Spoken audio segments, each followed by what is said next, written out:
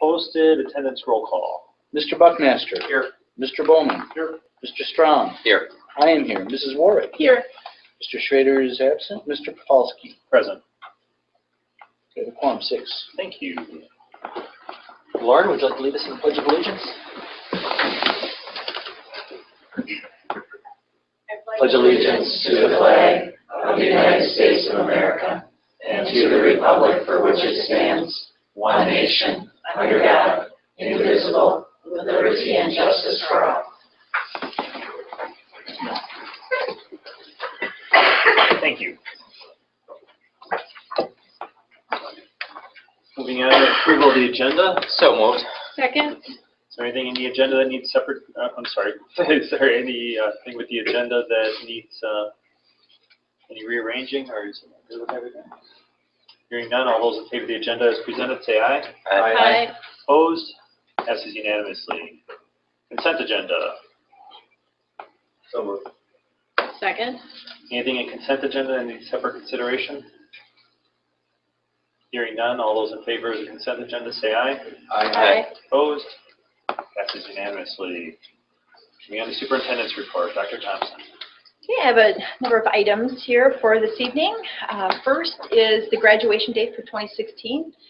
Similar to the last 2 years, we will have it on the Saturday following the last day of school, June 11th this year, and it will be at 1:30 p.m. There is an ACT assessment at the high school prior to that, so traffic should be through by 1 o'clock, and then 1:30 would be the start for the graduation.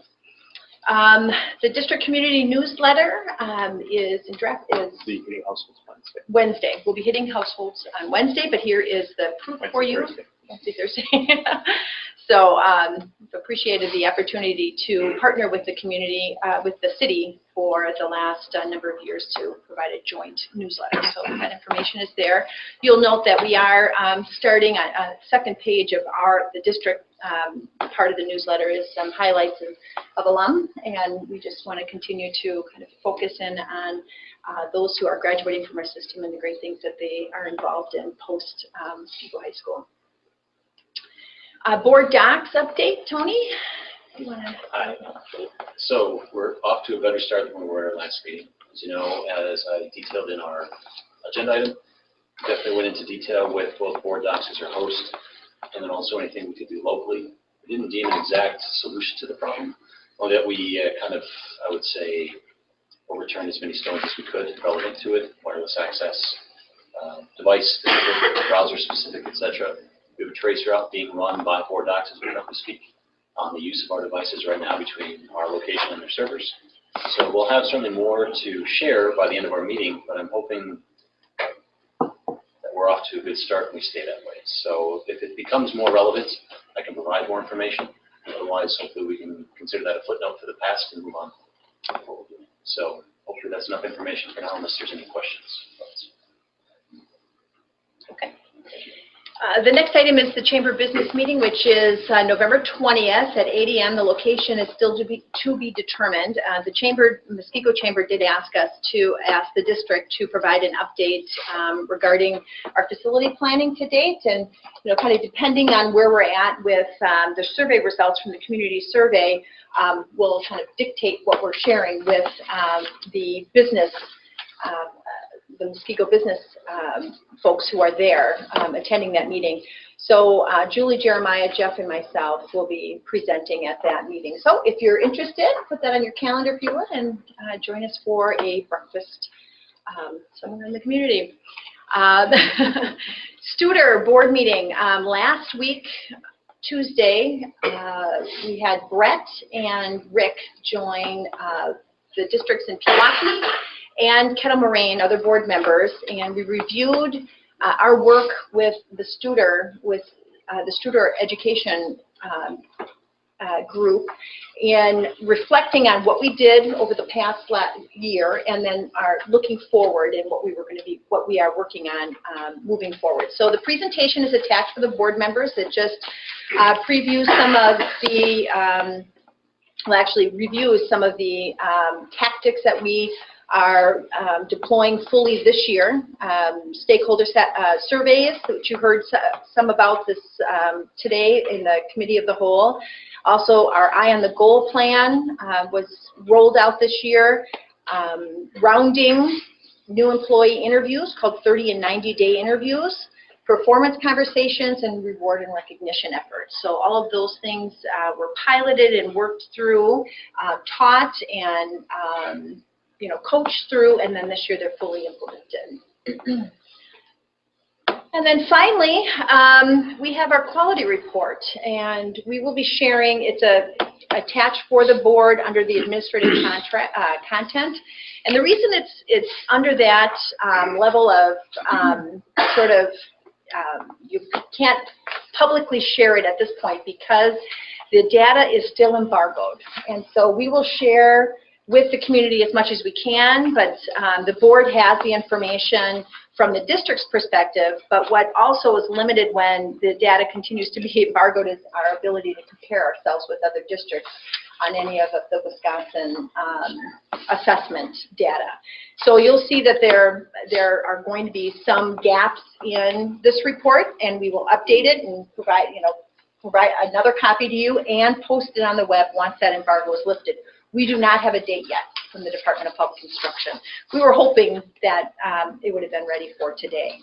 So the quality report is organized around our 4 core competencies. You'll notice it is exactly the same as our Eye on the Goal, 4 same colors. So we have the exemplary teaching and learning, continuous improvement, highly effective personnel, and sound stewardship of resources. It's a look back at 2014-15. Some of the data is actually from 13-14 because there is a lag in us receiving some of the information. There is quite a bit of data in here. We believe it's really important for us to be comprehensive, but for tonight's presentation, we're just going to share some highlights. The information is here for you to review, and if you have questions about any of it as we go through it, feel free to ask. But again, we won't be able to share some of the specific Wisconsin state assessment data to our public. Let's see, if you go to the second page, you'll notice the school report card. So, Tony's going to bring this up for our public as well.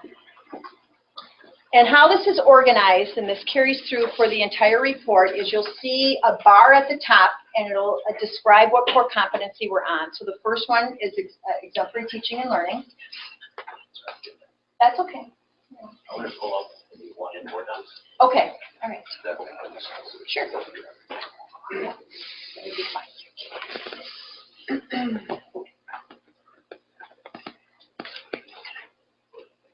So I'll just speak to the cover. You'll notice that this is our actual Eye on the Goal process, and the 4 core competencies are listed there. So yeah, please. Is that the? Those are our kids. Here's the high school at one of the recent football games, and then we have middle school. Utilizing technology, and this is a student at Lakeview. So we'll move down to the next page. So the organization is, there's a strip at the top of each page or each section or each piece of data that describes what core competency it aligns to. So this is exemplary teaching and learning, and then a sub-descriptor of what the data is actually describing. So this is the school report card. As you know, the Department of Public Instruction suspended school report cards for 14-15. So we won't have an updated 14-15 report card. They're actually looking at revising the report card. So the 15-16, what's currently going to happen this year and rolled out, in some type of report card will likely look different, but we don't know for sure. So if you scroll down, so the data will come right after the heading. Oopsie, just to here. And then for each piece of data, we shared what the measure is, giving a description for the board as well as the community, of what the data, what the measure is that we're utilizing, and then what the vision is. What do we want to see in this data? What are we looking forward to?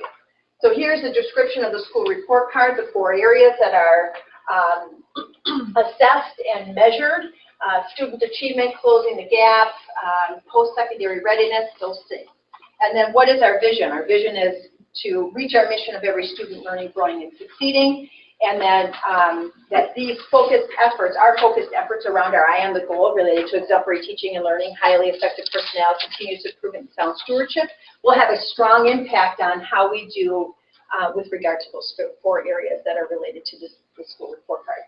And you'll see this then for every measure, okay? And so as you read through that, if something's not clear, we want to hear that so that we can make modifications. So what I'm going to do is I'm going to turn this over to Dawn, and then Dawn and Kari and Christy will share some highlights under exemplary teaching and learning, and then it'll go back to Dawn with continuous improvement and Tony highlighting some of those areas under the orange or the continuous improvement, and then Jeff will take the highlights under highly effective personnel, and then Julie and Jeremiah will talk about sound stewardship. So again, there'll be some data pieces that we won't specifically discuss, but they're there for you, and if you have questions about them, feel free to ask. So Dawn? And Tony, if you just want to leave it right there, since the next few pages are embargoed, we'll speak to the data on them, and then we can scroll through them, but then we're not showing it or slide, right? So on page 2, there is our first 2 state assessment data points, and just a little bit of an explanation around them. At the top, the PALS assessment is for grades K through 2, and that is the phonological awareness literacy screening assessment. And what that does is give us indicators of students who have reading readiness skills in place. And so we want to see those high percentages there, which lets us know that our students are on track to hit the appropriate grade level benchmarks. Looking at the bottom of the page, that is the, so you see there the, just back to that PALS chart, you see the results for kindergarten first and second, but we don't yet have county or state medians yet to compare with. At the bottom, the Badger assessment, which is grades 3 through 8, we really can't compare the top half of this page to the bottom half of the page because the top half is about those readiness skills. The bottom half is about achievement of standards. And so the Badger assessment this past year was aligned to the Common Core state standards. And this was our first time with the assessment, so this would really be our baseline point. We now know it is our last time with this assessment. So it will be helpful to have the county and state medians when they are available, just to see how we compare in this assessment. And on page 3, you'll see the ACT reading data. And our 9th and 10th graders participate in the ACT Aspire assessment. And that is directly aligned with the actual ACT. And we're able to get a predictive score for the 4 areas that are tested.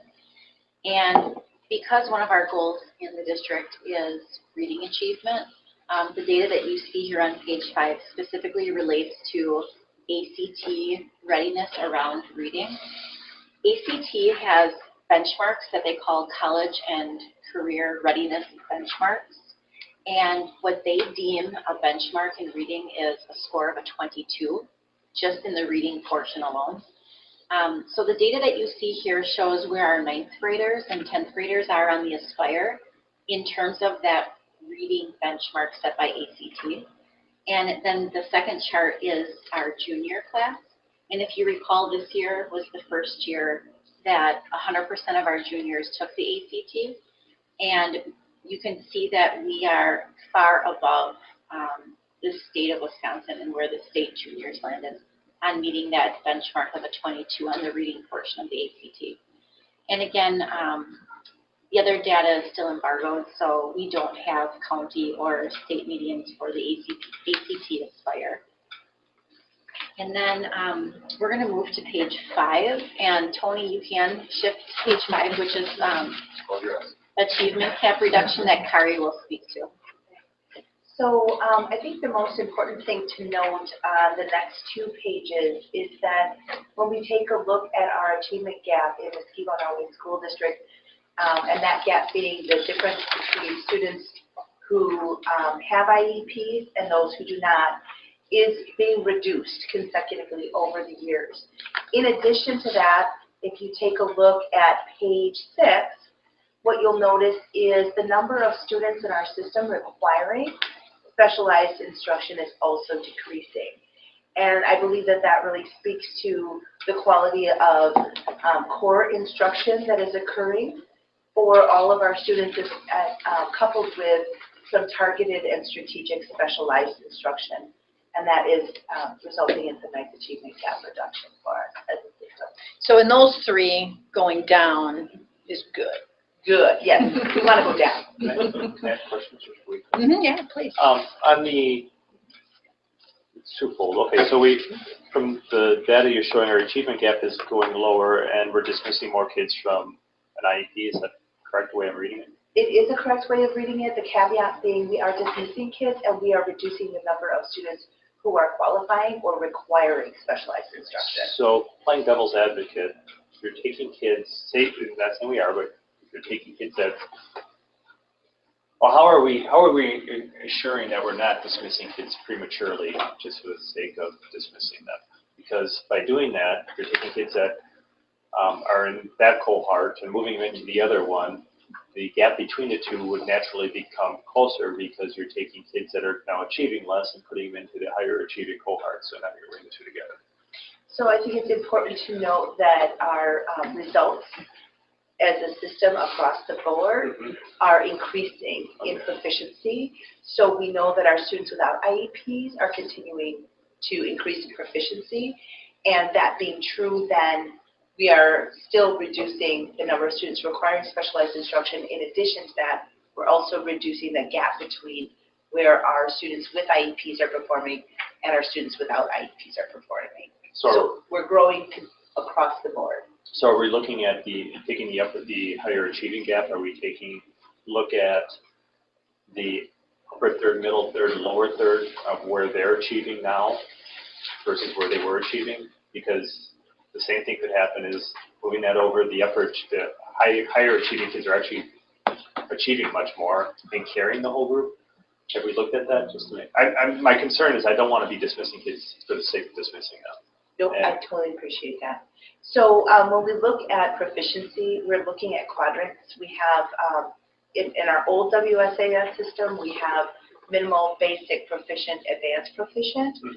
And when we're considering proficiency, when we're looking just at straight proficiency, we're looking at kids who would perform in proficient and advanced proficient, as opposed to students who are performing in basic or minimal, in the basic and minimal quadrant. We also do, though, look at the number of students who are performing in the advanced proficiency and proficient, and then basic and minimal. And at the building level, principals analyze if we have a student who's performing at minimal, but they're right here, what can we do to bump those kids up to basic, so on and so forth. So they're taking it down to the student level to move kids up to the next quadrant of proficiency. I would add 2 things. One, we look at growth of every student. So, so a student who's in advance, they still are required to grow. Correct. So that's a separate looking at the universal screeners. And then the second component is that students who are in special education and they're dismissed, they become part of that universal screening process, and special education students are as well. So if they aren't continuing to grow or show proficiency, they will be caught that way as well. I don't know. So when talking about special education in this scenario, is it everyone with an IEP? That's correct. So then, trying to understand if you had an IEP and something that was not related to achievement. Speech and language. Yes, thank you. So if it was a speech or language, what if there never was a gap in the first place? I'm just trying to understand, how would you capture that? It's a great question. So when we're looking at students with IEPs and comparing them in performance in terms of this, we're looking at students that would qualify for any of the areas of eligibility.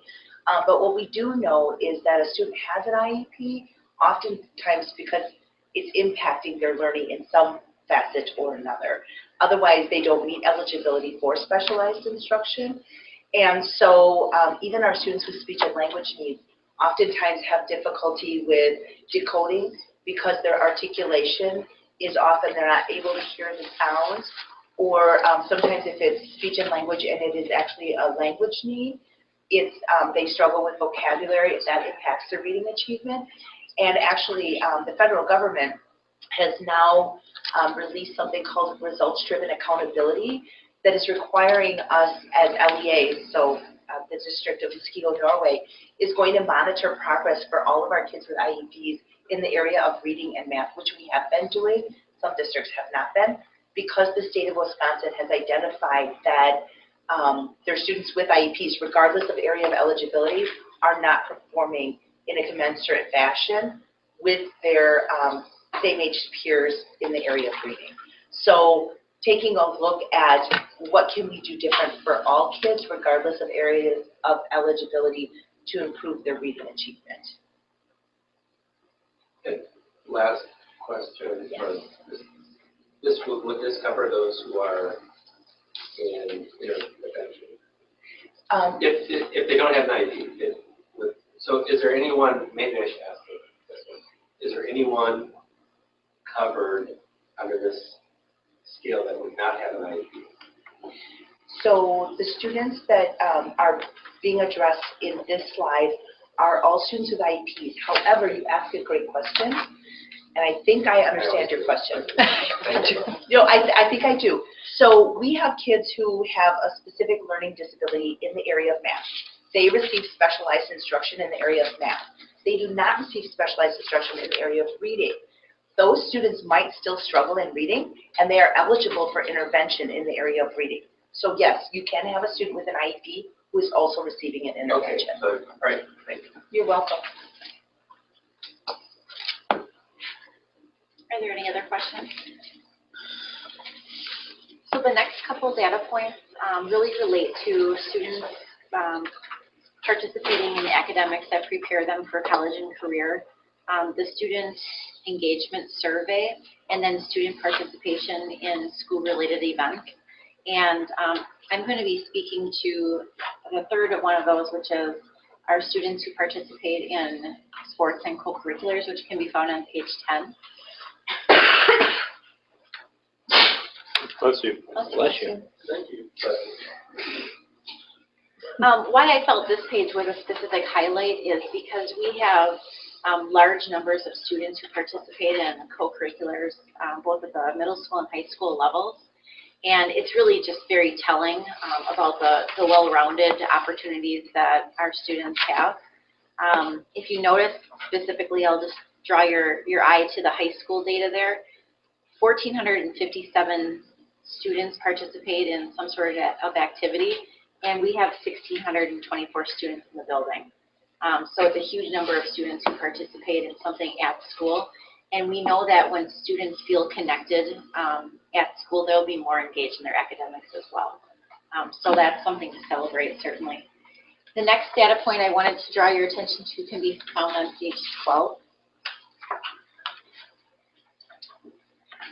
About 89 to 90% of our students report that their intention is to attend a 2-year or 4-year college or university.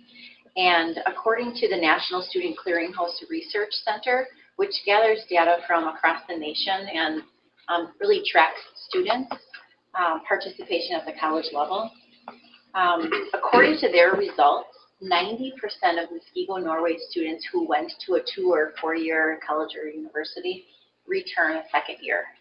And that's really amazing because if you look at the Wisconsin average, 79% of students in the state attend a second year, and only 77% in the nation attend a second year. And again, that's only students who attended the first year to begin with, and the number returning for a second year. And now we're going to be moving to the continuous improvement. So we'll be referencing the pathways chart found on page 14.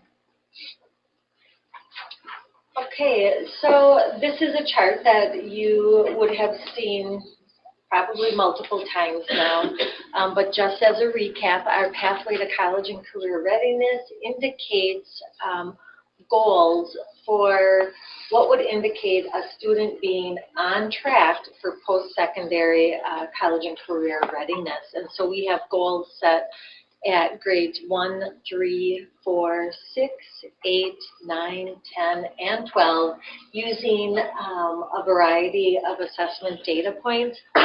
Some of those initial data points that Christy and I were just speaking to were focused on reading, and they reflect our progress toward achievement of these pathway goals.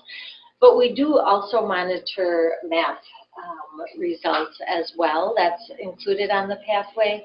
So if you look on page 15, the next page, you will see we do have a chart indicating the numbers of students taking algebra by 8th grade.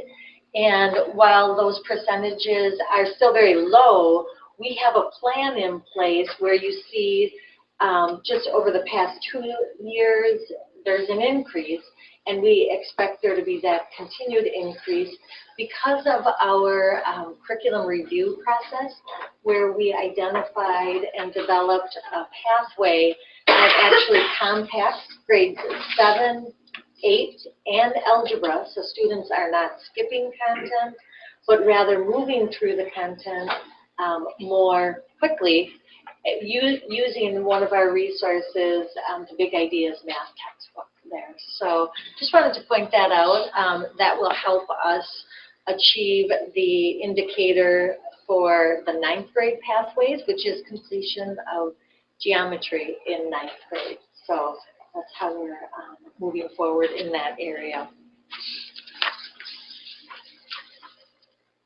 Then, if you would take a look at page 17, still in the continuous improvement area here, we have parent satisfaction survey results. And again, as a key stakeholder for us and customer, we offer an annual survey where we ask for parent feedback and how are we doing in serving them and their students.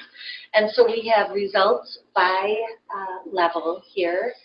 And as a system, the total parent survey result average, this is on a scale of 1 to 5. Currently, we're at 3.95, and our goal is to increase that to 4.05 this year through a variety of strategies that every building is employing. Do we have any historical data to know what way that's trending?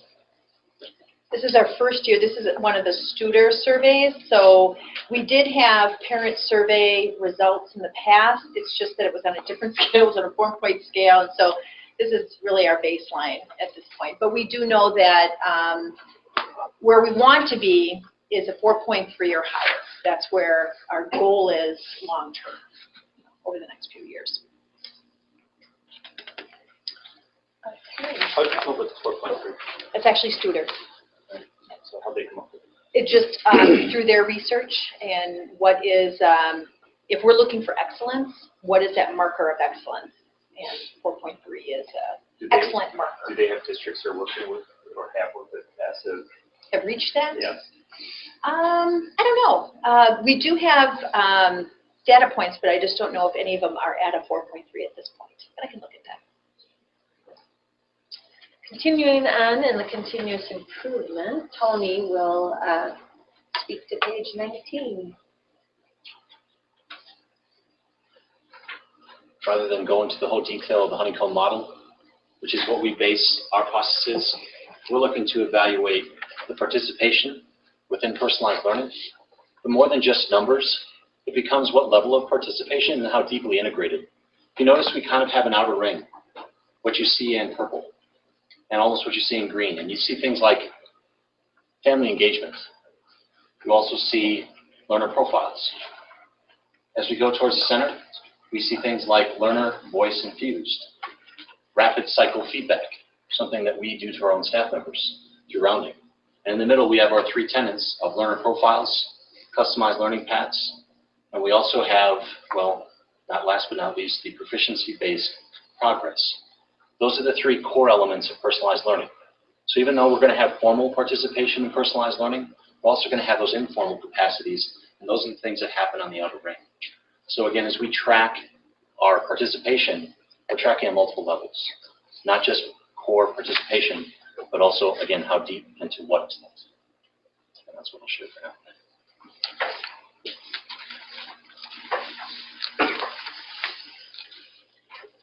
Good job.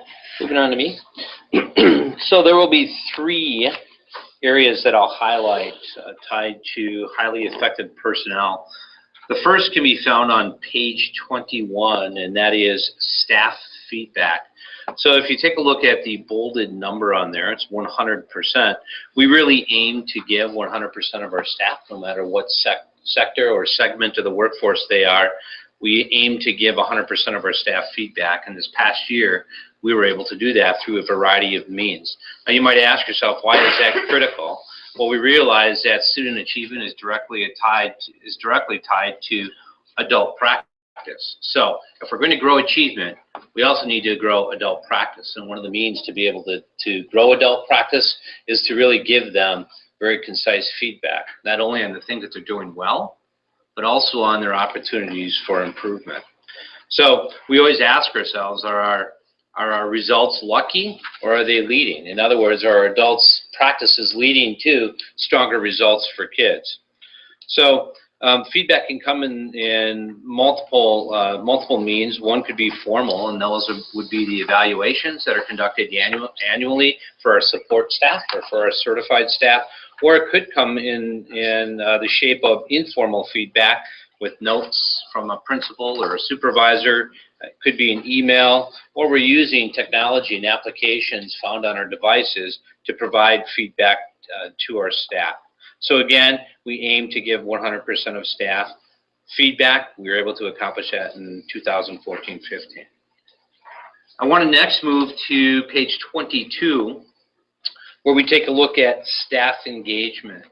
And of particular note, I think it's a celebration to be able to see where we were in spring of 2014 to spring of 2015. Through the Studer organization, we're able to administer a survey to all of our staffs in both the fall or early winter in December, as well as in May and spring.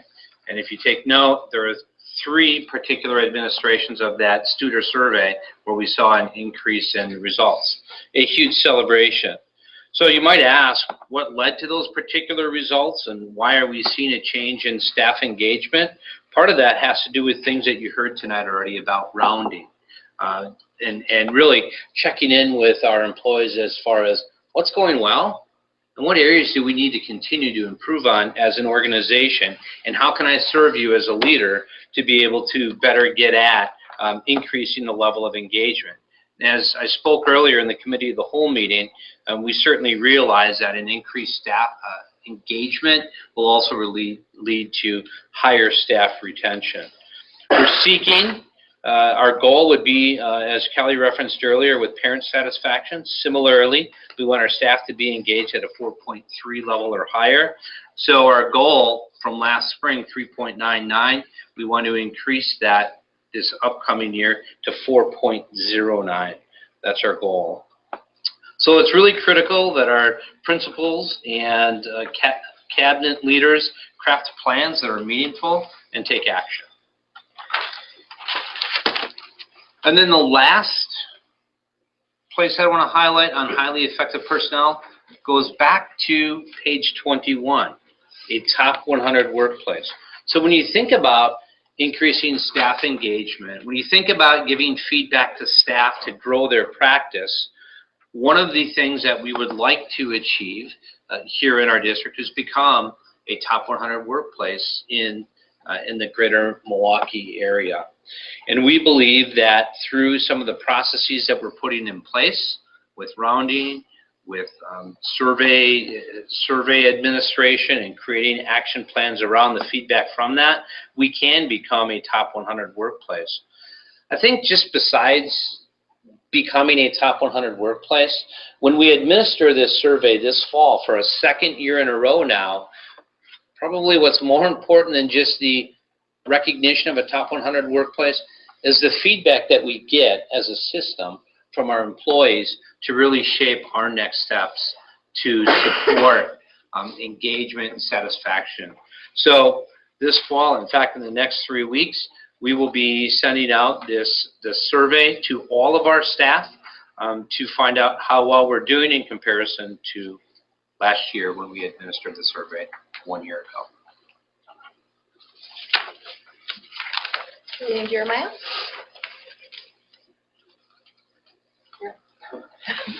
Page 25, I talked a little bit earlier in the committees about our workers' comp and our safety programs.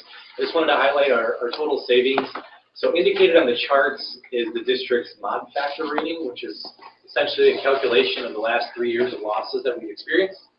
As you can see, in 2011 and 12, we were at a historic low over the last 5 years at 223,000. We spiked last year at 322,000. And now we're back down to about $251,000.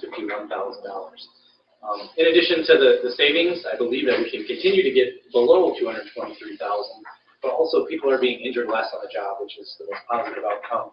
Whenever a teacher misses instructional time, it's proven that grades go down by 10%. So it's vital that we keep teachers in the role that they're doing, as well as all of our support staff that have specialty niches doing the jobs that they do. So this year, as you can see, we're at a 1.04. and trending down to be at 1 or below. If you go to page 29, really quickly. Just wanted to highlight the board's efforts. In 2006, the board acknowledged that we should have an energy conservation policy in place. So in 2006, we went down the road of that endeavor, and we've seen a huge savings since then. I believe an overall program savings of over $4 million. Last year, we saved $550,000, which was a historic year in savings for the energy program. As you guys might recall, we were able to put a lot of that savings towards boilers at Lakeview. We also converted the Lakeview lighting to LED last year, and we're seeing like a $600 savings a month just from that LED conversion, which doesn't sound huge, but their overall energy budget each month is like $2,000, so it's a huge reduction in energy costs. So I calculated the metric British thermal unit savings, which might not seem like a lot, but essentially the savings in natural gas that we've had could fill 14,000 refrigerators from here lined up all the way to Southridge Mall. So that's all pollutants that are not going into the atmosphere that are staying with the district, and the money saved is directly kept in the classrooms rather than spent on energy. So, couple cool highlights. And then the last part that I will talk about really is around financial sustainability and fiscal responsibility. So on page 30, when you look at the chart that shows district fund balance, again, the board has been, very, the directive has been that we should help to increase fund balance where possible so that we could do a couple of things. There is a policy that the board has that because fund balance really is a point in time calculation, it's on June 30th, here's how much we have technically in the bank. But as you know, the way that our income works as far as revenues is we really don't get a lot of state aid or taxes in the fall. And so when we have to pay our bills and pay salaries and benefits in the fall, we really need, we technically would have to short-term borrow. Having this type of fund balance does help us support those payments without having to short-term borrow and take on those interest costs to borrow that money. Again, let's go to page 32. So this chart, we want to talk a little bit about alternative revenue. So We are limited as a district for how much we can earn in revenue through state aid and property taxes, but there are other abilities for us to increase revenue, which also allows us then to increase programming for our students. One of those areas is open enrollment, and so you'll see historically from 2012 forward where we've been from an open enrollment perspective. Again, we add those seats to help support and grow revenue, but also we don't have to increase staff as a result. So we try to keep that balance so we're not increasing expenses at the same time. And then also our state and federal grant revenue is additional revenue that we can earn outside of the cap, and we do take advantage of those opportunities.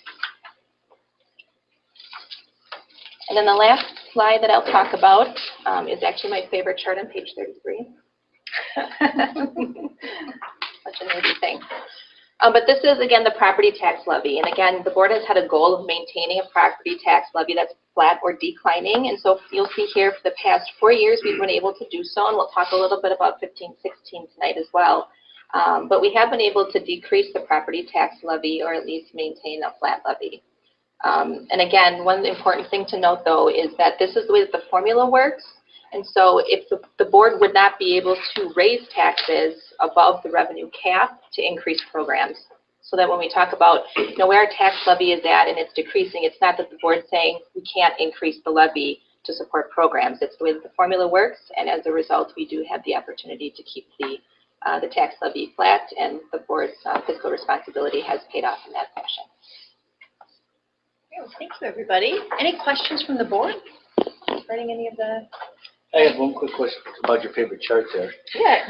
Is that the baseline the same? You're comparing it from 2010 to 2011, or is it year to year you're changing the baseline? From year to year. Okay. So from 2011 So in reality, to 2012. those little pyramids should be like starting at a lower level each year. It could be. Yeah. If you looked at the actual levy instead of the percent change, correct? Yeah. Any other questions? So again, as the embargo is lifted, we will update our charts. We will send those out to you, and then we will make them available, make the complete quality report available to our community on our website, which will be changing the first week of November, as a reminder. So we will have a new website beginning in November 6th, right, Tony? Yeah, okay. So that concludes the superintendent's report.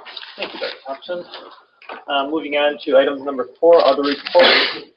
There is no president's report tonight. Any board member reports? Go ahead, Chris. I just want to point out the Muskego High School marching band performed at the Greendale Marching Band Show this past Saturday, and did us a phenomenal performance. There were bands from around the entire state and the southeastern Wisconsin region, and they had 2 standing ovations. An incredible performance, so thanks to them. Muskego High School marching band and Mr. Beckman and Mr. Miller for their guidance in making that happen. Any other board member reports? I've got 2 things. 3 weeks ago, I attended.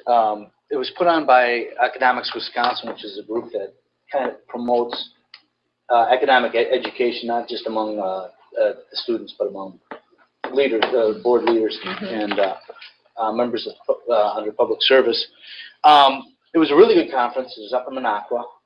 But what I wanted to bring to the board was that one of the things that they talked about at the very beginning is something Dean's brought up a number of times, is that they feel, and that's their opinion, of course, that we don't teach enough personal economics early on so that our young students can start doing what they need to do. And they covered a number of things such as retirement saving, how saving immediately affects their retirement, savings or things such as living within your means, et cetera, et cetera. So something you might want to look at is maybe adding that, or if we've got a good We have program a personal finance. Yeah. Do you know right offhand what? They were talking in general for the state, but maybe we have a great one. I just like to know about that if we can get a little information. And then the other thing is, right after that, I attended a WSP board meeting, And our WIA rep mentioned that we will be going, the basketball will be going to 2 halves instead of 4 quarters as an experiment for 1 year. So. That's it for me. Any other board member reports? All right. There are no committee reports. Schrader, student representative. So I have stuff from 2 weeks ago, the meeting. So 2 weeks ago, girls cross country brought home 3 varsity medals and 6 JV medals from the Oconomowoc Nature Field invite.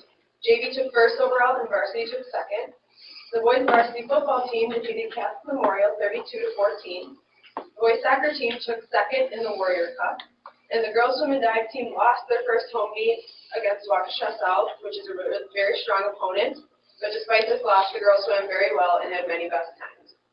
2 weeks ago was also homecoming week for the high school, which was a huge success for the whole student body as well as the student council kids. Each grade participated in dress-up days, hall decorating, girls' powder puff, class games, and the pep assembly. Each class, as well as the co-curricular clubs and sports, also had the opportunity to participate in banner judging. One of the major highlights of this homecoming week was a new fundraiser we did for the Wounded Warriors. In the past, we've done pilot administrator, so each dollar amount it's paid someone who's higher up at the pep assembly. But this year, we decided to try something new. The new fundraiser was called Human Hungry Hippos, and was played by 4 of the high school teachers and administrators at the pep assembly. The teachers that played were Mr. Michaud, Mr. Adamson, Mr. Matthews, and Mr. Irvine, who's the champion of this year's game. The donations to determine which 4 teachers would play totaled $800. The second highlight of the week was the pep assembly. The pep assembly went very well, and the student council received numerous compliments from teachers and administrators about how successful it was this year. Mr. Bertrand, one of the high school history teachers, wrote us an email about how successful it was, and I wanted to share it with you because I think it's a good representation of how well the pep assembly and the rest of the week went. So he wrote, "Dear Student Council, thank you for such a great homecoming week and pep assembly. I don't normally take the time to write these types of notes as much as I should, but in this case it is completely warranted and so well deserved. It may be difficult for some of you to understand what you have accomplished. It's very significant, and homecoming at MHS has not always been like this. As a teacher, I often hear criticism, stereotypical blanket statements, or snap judgments about students from people based on witnessed behavior, the way you dress, the way you talk, or the way you carry yourselves in public places. These judgments are not always fair or objective to your age group because unfortunately people notice bad behavior more than good. It is moments like today, though, that I wish everyone could see you for who you are. I wish I and many other teachers and staff in the building were extremely proud of you. We are proud of the way you were organized, you were respectful, you were enthusiastic, and you had fun. You earned that respect for all the hard work and time you have put in to make this whole week such a success. It may not always seem appreciated, but there are people paying attention to what you are doing. This year's pep assembly has got to be one of the best we've ever had. Thank you for all the hard work you do and continue to make our school great. You are awesome, and it is times like this that I can easily turn to a naysayer and tell them they have it all wrong about high school students. At least the ones from Muskego remind me of how bright the future will be." So that was kind of a summary of how this week went. It went really successful compared to the last few years that I've seen as well. And then moving on, last week, the girls cross country team competed at the Racine Case Eagle Invite. Both the JV and varsity took 5th place. Most of the girls had successful runs and personal best times. Boys cross country competed at the Eagle Invite held at UW Parkside. JV and varsity both placed 4th against many other state-winning teams. Boys also had many successful runs and many personal best times. The boys will be hosting the Classic A Conference Championship at Lake Dune Middle School in a few weeks. The girls swim and dive team lost their dual meet on Thursday against Arrowhead, but swam very well against a great opponent. Again, the girls had many best times and great swims. One of the highlights of the meet was Katie Taylor breaking the school record in the 100 backstroke. On Tuesday, the girls swim and dive team took 4th overall at the Lancer Invite at Brookfield Central. There were multiple swimmers who took 1st place individually, including Katie Taylor and Lauren Stigler, and the diver, Jessie Kaiser, took 3rd overall.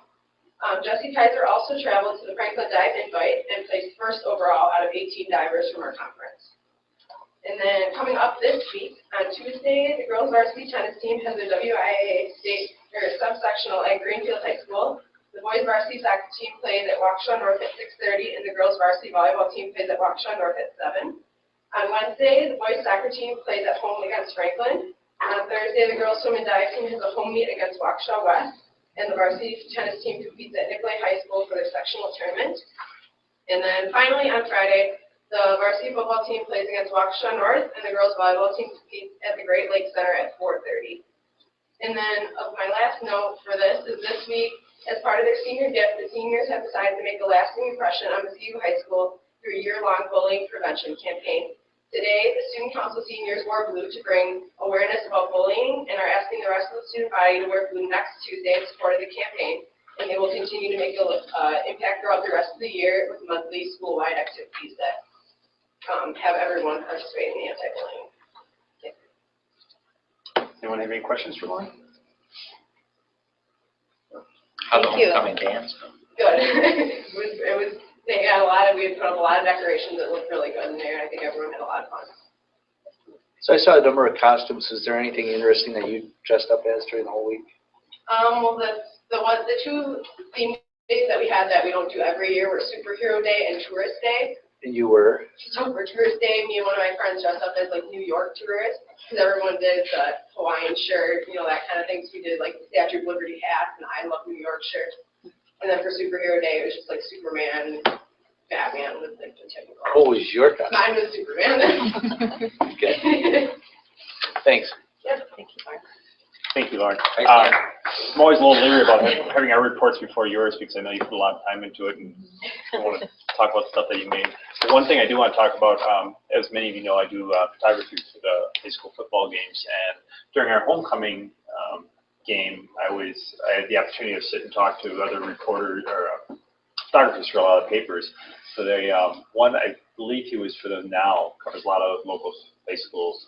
And he took the opportunity to say, there's a lot of schools that, make homecoming a big deal. He said, but no one in the area does homecoming like Muskego does. He had the opportunity of being in the school, not only this year, but the last couple of years. And that same comment was echoed by one of our new associate principals of coming from a neighboring districts, very similar sports-wise and everything else, but the way the school spirit is here is just a higher level than anyone else. So nice to hear, especially since the spirit isn't just, kids getting wild. They're well behaved, they have fun, and they bring everyone into it. So it's good to hear. Moving on to item 5, resolution action items. 5A, I'm sorry, public forum. Public forum, this is your opportunity to speak in front of the board on any operations of the school. Form a single line, don't all rush up here at once. Going once, twice. So, all right. Moving on to number 5, resolution action items. 5A, administrative guidelines 2000 series. Motion to approve Administrative Guidelines, Series 2000. So moved. Second. Discussion. So these were brought forward to the board on September 14th as a discussion item, and no changes have been made, correct, Christy, as far as the last time you saw them? Anything else anyone wants to change on this? Hearing none, all those in favor say aye. Aye. Opposed? Passes unanimously. Moving on to item 5B, policy revisions 0000 to 2000. Motion to approve Policy Series 0000 to 2000. Need a motion? So moved. Discussion? Again, these were brought forward as a discussion item last meeting, and they're just brought back for action. And then on October 26th, they will be in consent agenda for the final action. So you will have another opportunity if there's questions. You vote on these or we just vote the last time? So you'll vote. Yeah, this time, okay. All those in favor say aye. Aye. Opposed?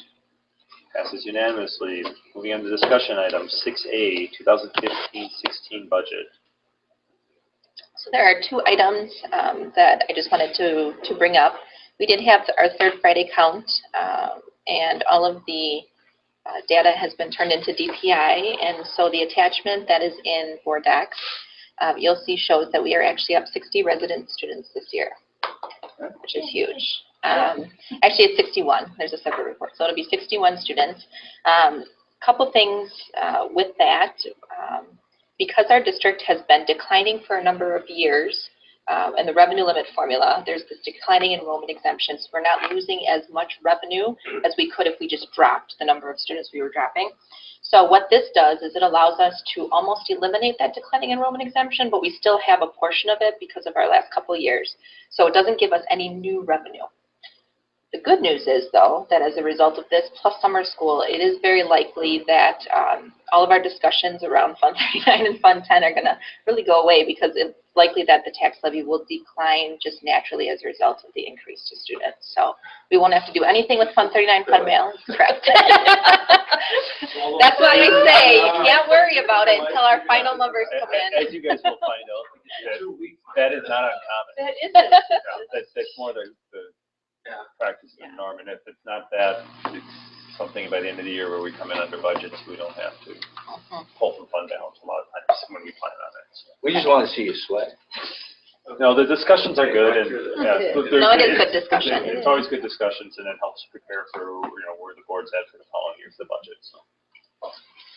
So that's where we're at this year, and then I also included a draft of the annual meeting documents. Again, this is very similar to what's been put out in the past. However, it's been updated with all of our recent data. There are a couple charts I'm still waiting for data on and need to update, but if there were any questions or any suggestions that you had for the booklet, I'd be happy to take those. More pictures. Can you just go to the table of Deb contents? usually puts those pictures in for us. She makes it pretty. This is very general PDF. I sent it to her and she makes it look wonderful. Okay. Yes. Right under page 12, the general fund expenditures. That's supposed to be 2015 to. Oh, yes, 2016, yes. Okay. Thank you.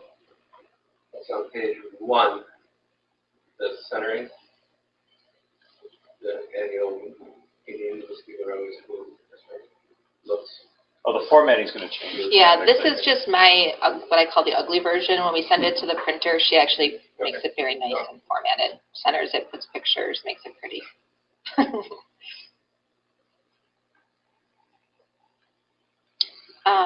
I'm going to be working on this the next day or two, just finalizing a couple things. So if anything comes up, let me know. Otherwise, we'll send this out to print and have copies available before the annual meeting. Thank you. Thank you very much.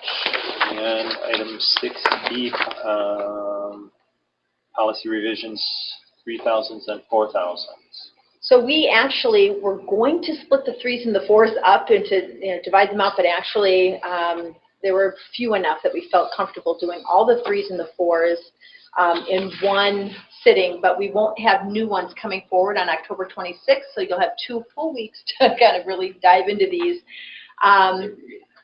Exactly. And the reason we brought them together is they're very similar because they're for staff, either they're for certified staff or support staff. So we feel comfortable also bringing both the 3s and the 4s together. So, but Jeff and Julie are available for if you have any questions about any of the items. Policy revisions. Again, they'll come back on October 26th as an action item, and then back again in November under consent agenda.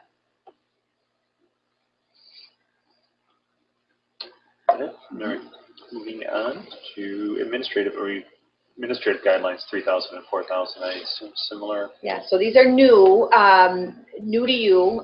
This was the process we took last year to write administrative guidelines, and similar to the 0s to the 2,000s that we brought over the last few board meetings. These are new to you, but they're aligned to the board policies that were approved the year prior.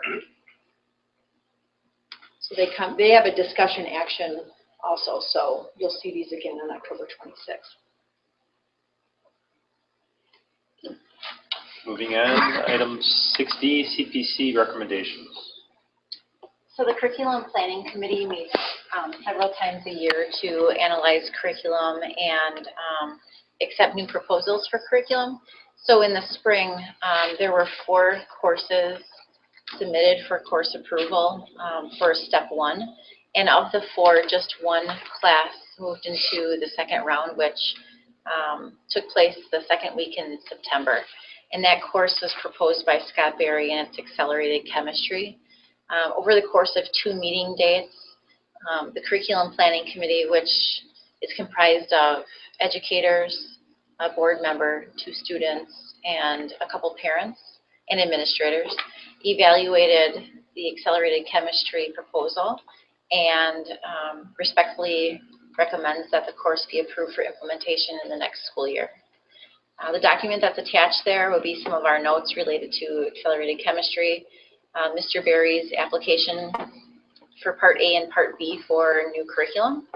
And of most interest, I think, is the information that can be found on page 8 and 9 of that document, which indicates how accelerated chemistry differs from regular chemistry, and where he came up with the idea of modifying the curriculum in such a way that he's proposing.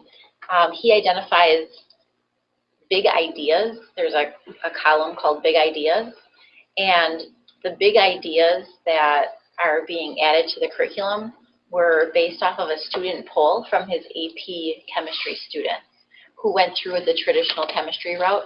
And he said, after taking AP chemistry, what were some of the topics that you found most difficult?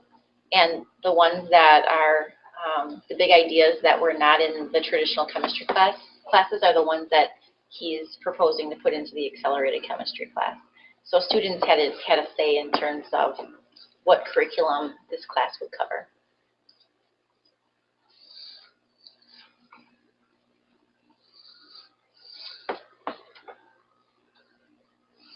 So, it might be inherent, I'm just not seeing it. Sure.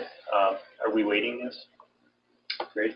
Is it a graded weighted grade? It's not. We've always, historically, I know we have a accelerated biology, right? We do. Historically, this board's always been cautious on accelerated curriculums.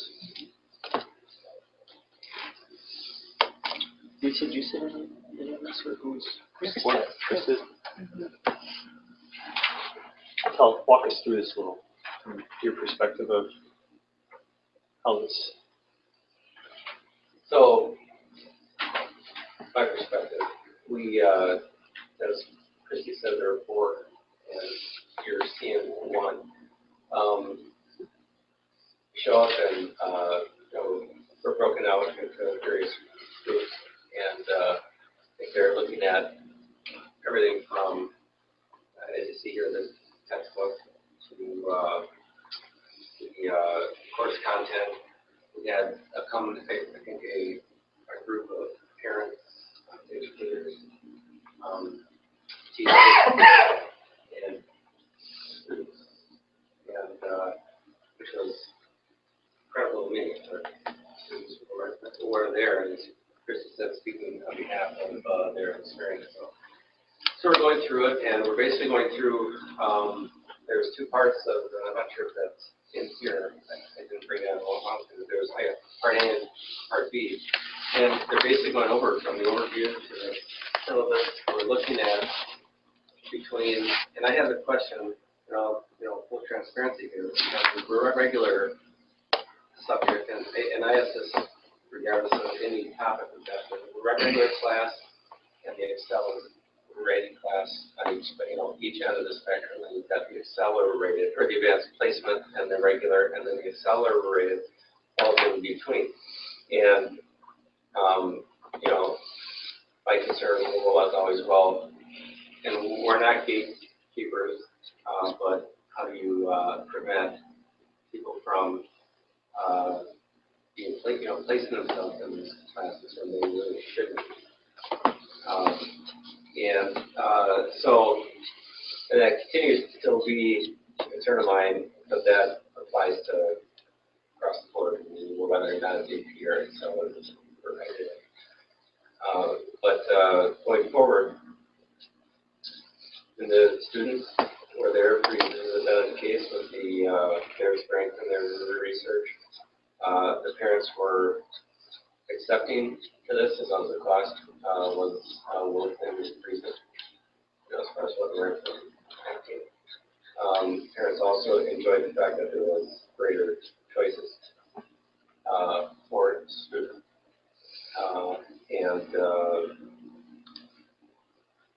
I think the educators were there roughly to give their own certificate, and there was some honest, transparent feedback, which is why I only seen one report on that with the others. So,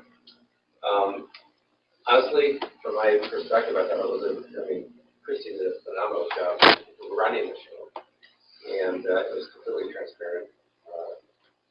And I had no issues with what was being presented.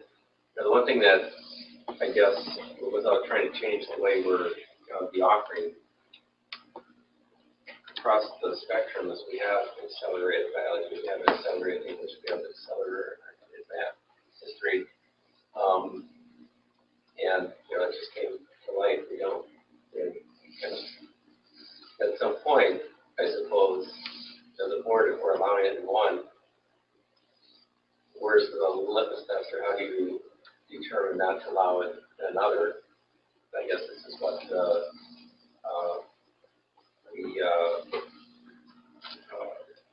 review, the A and the B review here, the worksheets that allowed, I think, draws out whether it's a one or a B. And based on everything that was put together, I had no issues with recommending the accelerated chemistry. One second. So, one of the comments that Chris said, and parents, they like the added choices, I guess. We really don't offer added choices. If we offer something extra, there's something else that usually, well, we may not take it off the table, has to suffer either through we're taking a better teacher that would normally be teaching regular chemistry, and now he's just teaching the accelerated, or we can't fill up a section, so some course drops by. What would most likely suffer from this, if anything?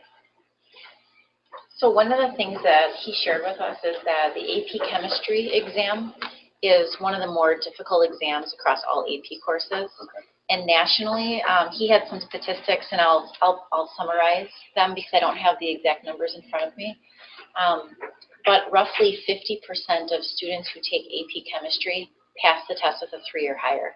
And just to compare that with any other AP course that we might offer, AP Psychology, for example, our students roughly are 85% of our students pass that with a 3 or better.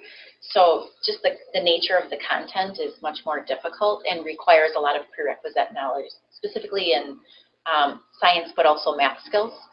And so the goal would really to be to address some of those more difficult skills in the accelerated chemistry class. The concern that our group had was, does this track students? And will both chemistry and advanced chemistry students have the same opportunities in AP chemistry? Because, like we said, we don't want to be gatekeepers, but we also don't want students coming in at a disadvantage. To that point, he noted that because he would have students who were not new to some of the content, that helps him actually differentiate better in the classroom, because he would be able to serve the needs of all learners and use those students who already have exposure to that content in doing that. So to what you had asked, what suffers, I think nothing really suffers here. We're allowing a group of students who would intend on taking AP Chemistry the opportunity to be exposed to curriculum that will prepare them better for it. The other group of students who decide to take just regular chemistry, should they choose to take AP Chemistry in their science path, would still have that opportunity, and the content would still be covered at that level, and he would just have a greater opportunity within the classroom to reach all learners. In terms of the financial piece, both chemistry and accelerated chemistry have similar labs, so the lab fees would not change, because he would anticipate the same number of students taking both chemistry and accelerated chemistry. So with accelerated biology, do you know offhand what is the ratio of students choosing to take biology and those who are choosing accelerated biology. I don't have the ratio with me. But it hasn't grown substantially or decreased substantially, so we are able to offer both, and it is truly an option, and kids can choose. There's a lot of different AP courses that, students can choose, and so if some students who are taking accelerated biology, they may have the intent to take that honors. Similar now with chemistry, that it's just an option for kids to go a little deeper than what would be a regular. Now, it's the accelerated biology, that's a freshman level course, isn't it? You can take it as a freshman. You can, yes, you can. It's technically a sophomore in our school because we have We do physical science, Right. but a lot of You have earth science, biology, or accelerated biology as an incoming freshman that are your choices. So how many classes are we expected to offer for the accelerated instead of the regular chemistry? Are we just doing a one enrollment. It one would just be section? enrollment. based on. Okay. Yep. If we have 60 kids, then we have 2 sections or. And I know we said, Chris said we don't want to be gatekeepers, but is there any way with these accelerated classes that we encourage kids to go one path or another? Well, we can't. We can talk to them about what the rigor level is, but we have to be careful as educators that we don't limit students based on information that may or may not be accurately predicting their performance. Because what we do know is that if a student really has a passion for an area of study, it doesn't matter what they do on a standardized assessment in science, they are going to work very, very hard to get that content, and that's going to be the motivator for them to do well in an accelerated class. So is that basically the results we've had with the accelerated biology is the ones who are taking it are the They're ones doing that well. okay. And we don't have to get involved in. You are the selected ones. You are not. We can allow the parents to have conversations with their kids and the students to really consider what's my path in life, what's going to get me there. They have conversations with their guidance counselors. So there's multiple opportunities for that to kind of. Because I don't want to discourage anybody, but I hate to see somebody get in over their head where they do well enough in the regular class to get by and get a good grade and have a good understanding of it. So. And sometimes students just like the additional rigor, and a B is okay in an accelerated class because they like having that challenge, the additional challenge. So it is about conversation. But we wouldn't move forward with an accelerated if we had, you have to have this test score or these indicators first before you're allowed in. We really just we are about options. I think the general idea now after seeing my son go through is that if you're on the accelerated path, more than likely, you're looking at going to the I don't understand what other purpose other than, I suppose, if you want to be additional rigor, but I tend to think that if somebody chose an accelerated class, it's specific because they're looking to get a leg up on the AP class.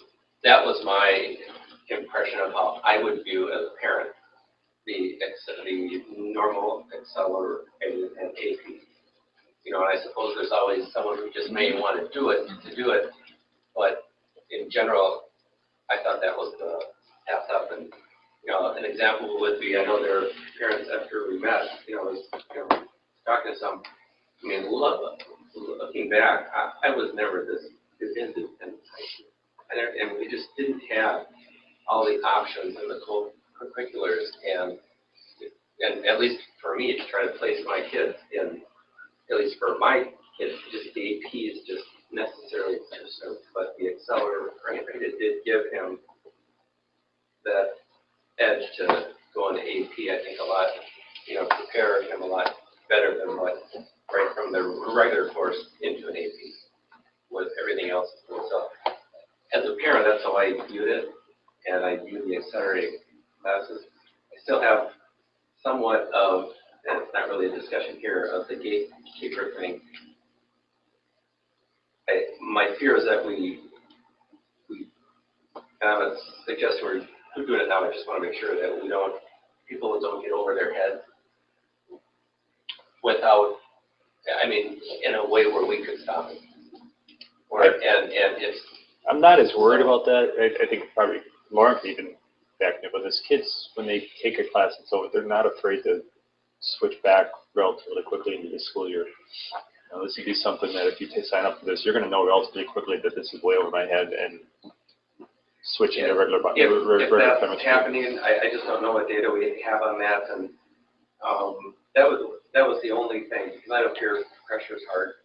Now, I know right now there are people that sign up for things just simply because their friends are joining it, and or parents pushing me to it. That too, but then that's the competing reality there. I don't know how the administration, they're probably not going to resist that, but certainly if that's what's happening, they sign up and then they feel, hey, this is just a little bit too aggressive for me. I'm going to take a step over here instead. Well, that would be great if they're doing that. I just don't know if they're doing that, but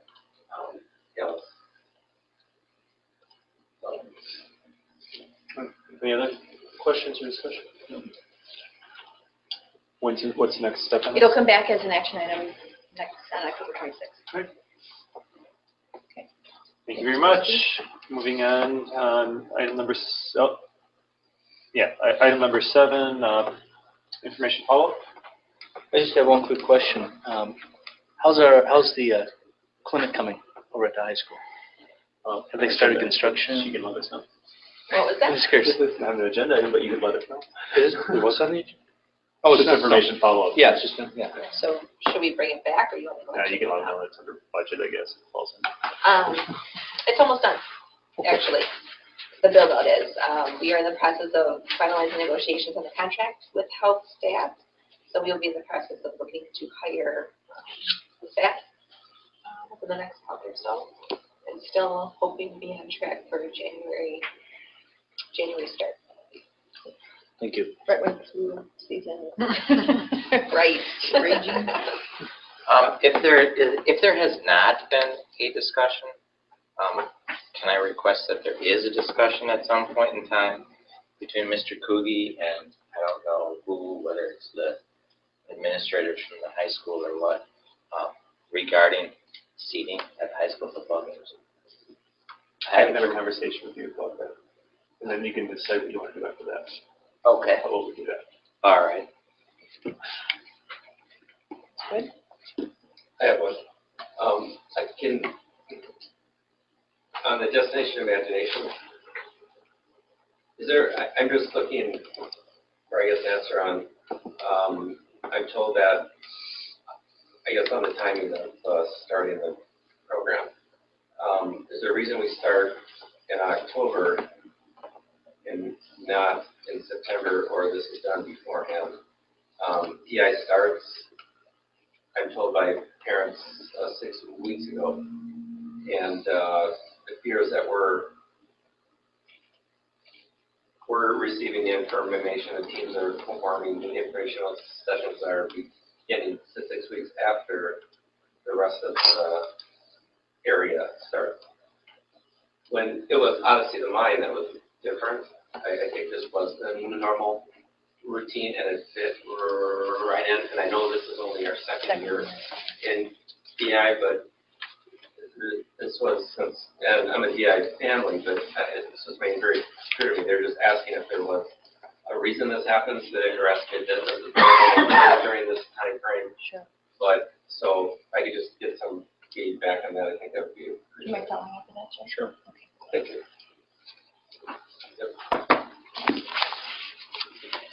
All right. I need a vote for closed session. Actually, she needs to read it. 8A, closed session. Yeah. Okay. Vote for closed session pursuant to Wisconsin Statute 19.851C for the purpose of considering employment, promotion, compensation, or performance evaluation data of specific employees over which the board has jurisdiction, specifically dates. So. Second. All those in favor say aye. Aye. Opposed? We are in closed session. We will only be coming out of closed session for the motion to adjourn. Have a good night. Thank you. Use the restroom. Thank you. Well,